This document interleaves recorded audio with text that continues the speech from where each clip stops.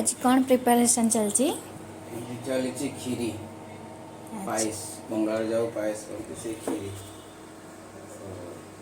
हांडी गरम है आम घी ऐड करदे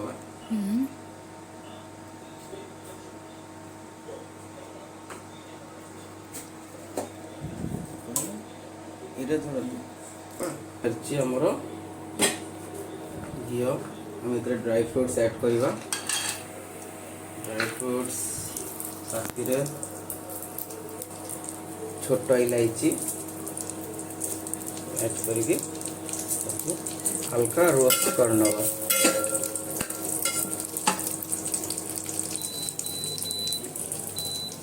हल्का आँच फ्राइड करना चावल ऐड करवा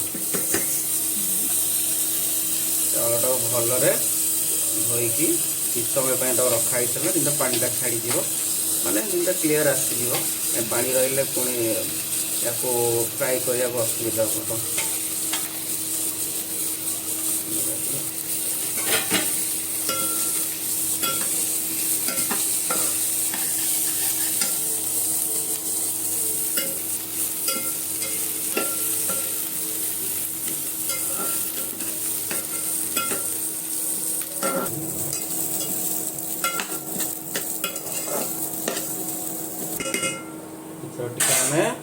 सॉल्ट ऐड करवा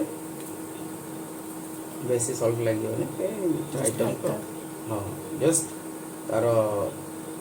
माने टेस्ट पाई का नुह पाणिज्य अंशटा माने मारिया पाणिज्य अंश जमता न रही से ऐड करवा ऐड करके पुणी थे चलदेवा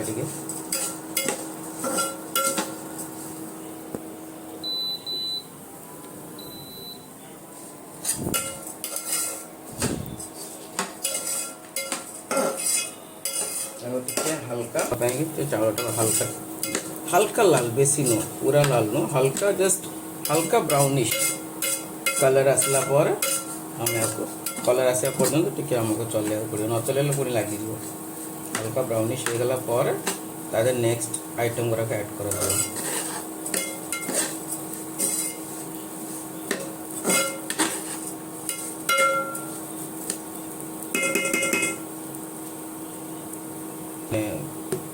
रोसई करा पड़ो बेसी हेवी आँच कले पोड़ी जीव हल्का टिके टिके ब्राउनिश आसले आम ऐड करवा वाटर टिके पानी ऐड करवा टिके हल्का ब्राउनिश है आम पानी ऐड करवा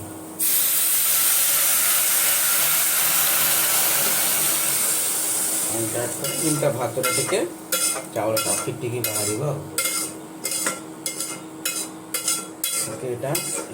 ब्राउनिश होगा भल चावल पानी देले टिके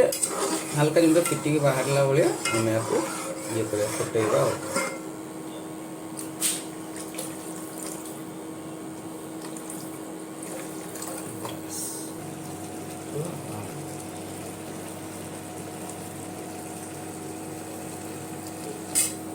ऑलमोस्ट खीर चावलटा हो आसर आम ऐड करवा मिल्क क्षीर ये प्राय 700 भाया क्षीर अच्छी आम 150 चावल देते ऐड कले भल से फिटवा को आमको टिके टाइम दबा पड़ो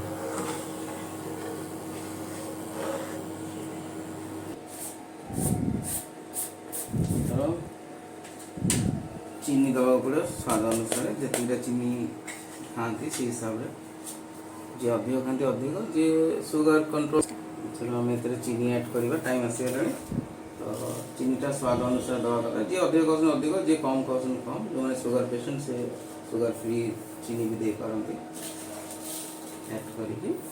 निज उपर आम टे अधिक मीठा खाऊ जो अधिक ही दवा अधिक मीठा वाला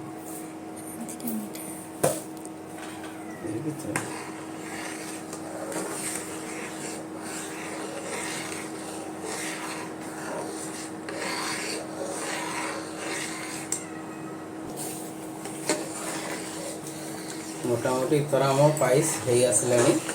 इथर मुझे ऐड करी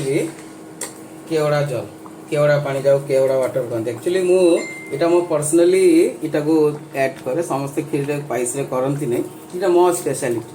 तो मु बेले बेले मीठा अतर भी ऐड करे तो मीठा अतर भी करे केवड़ा वाटर भी करे किछिटा फ्लेवर आसापी गोटे स्मेल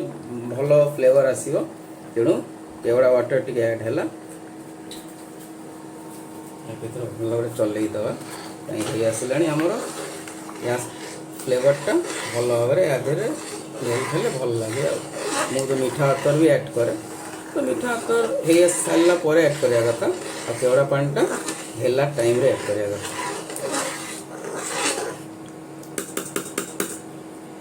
आमर हो आसला थर आम लगभग एथर आमर खीरी हो आसला आउ बाकी नहीं पायस कंप्लीट हो आसला आमर मोटामोटी माने यार टेक्सचर भी भल अच्छी आउ पूरा गाढ़ा मस्त हो सेंट भी भल आस फ्लेवर भी भल आस तो देखु ही थे एथर आम आपको चूल्हा को स्टॉप करवा आमर हो गला स्टॉप आम स्टॉप करदे भल भाव में आपको इथर गार्निश कर टाइम आम यादे हल्का टिके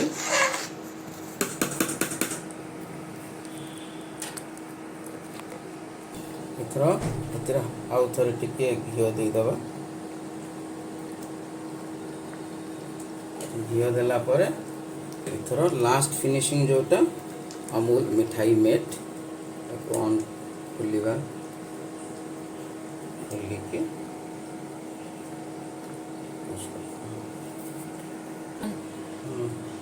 मिठाई मेट ऐड कले आम मिठाई मेट ऐड करके भल चलैबा घी मिठाई मेट ऐड हो गला वंस अगेन आउ थे टिके केवड़ा वाटर जस्ट 2-3 ड्रॉप दे दो बस इथर आमर special price Chandu's special price complete या भल भाव ये कर घोड़े रखीदे या कि समय बाहर ठंडा रखिकी फ्रिज अप करदे फ्रिज रखिया आउ खाइला सी काढ़िया कोल्ड कोल्ड खाया को मस्त लगे। Thank you.